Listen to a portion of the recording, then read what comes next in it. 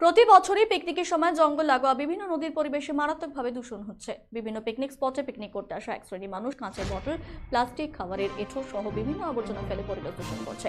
এতে বন্যপ্রাণী সহ মানুষকে ক্ষতির মুখে পড়তে হচ্ছে। তাই সাধারণ মানুষের মধ্যে সচেতনতা বাড়াতেই আজ পিপিএস এর উদ্যোগে এবং ময়নাগুড়ির রোজ হরিমন্দির কমিটির সহযোগিতায় রামসাই জলঢাকা নদীতে একটি প্রকৃতি পুজোর আয়োজন করা হয়। এখানে প্রকৃতিকে ভগবান রূপে পুজো করা হয়। বিভিন্ন সাধু ভক্ত এবং ইসকনের সদস্যরা মিলে 252 জন ভক্ত এই পুজোয় অংশগ্রহণ করেন। পুজোর শেষে একটি নিরামিষ এবং প্লাস্টিক বর্জন পিকনিকের ব্যবস্থা করা হয়। কলাপাতা, মাটি গ্লাস ব্যবহার করা হয়। পরিবেশ দূষণ নিয়ন্ত্রণ করে পিকনিক করা যায়, এই বার্তাই সাধারণ মানুষের মধ্যে প্রচারের জন্য এই উদ্যোগ বলে জানিয়েছেন পিপিএস এর পক্ষ থেকে নন্দু রায়।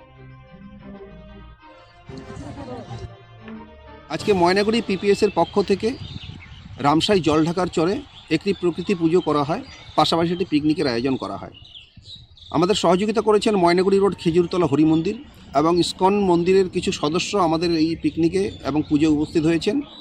আমরা 100-র উপরেই সাধুগুরু বৈষ্ণবকে পেয়েছি। আমরা তাদেরকে নিয়ে এই পিকনিকের মধ্য দিয়ে বা প্রকৃতি পুজোর মধ্য দিয়ে সাধারণ মানুষের মধ্যে একটা সচেতনতা বার্তা পৌঁছে দিতে চাই। পিকনিক মানেই হচ্ছে দূষণ, পিকনিক মানেই হচ্ছে সেখানে কাচের বোতল থাকবে, প্লাস্টিক থাকবে, সেই জায়গাটাকে নোংরা থাকবে, একটা দূষণ ছড়াবে। এই দূষণকে নিয়ন্ত্রণ করেও কিন্তু, দূষণ না করিয়েও কিন্তু আমরা পিকনিক করতে পারি, সেই বার্তায় আমরা সাধারণ মানুষের মধ্যে পৌঁছে দিতে চাই। বিভিন্ন জায়গা থেকে পিকনিক পার্টিগুলো আসে, সেখানে দেখা যায় যে কাচের বোতল ফেলে দিয়ে চলে যাচ্ছে, প্লাস্টিক ফেলে দিয়ে চলে যাচ্ছে এবং খাওয়ার যে উচ্ছিষ্ট সেখানে ফেলে দিয়ে চলে যাচ্ছে।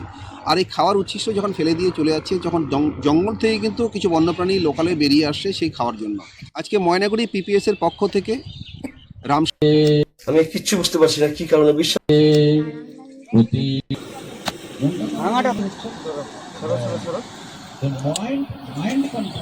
সারা বিশ্বে দেখবে।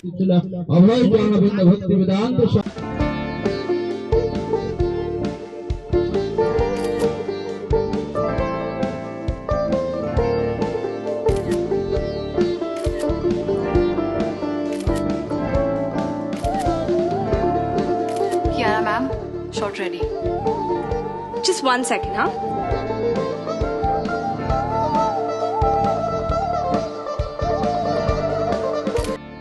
Simco Gold and Diamond, RRN Road, Old Post Office Para South, Coach Bihar.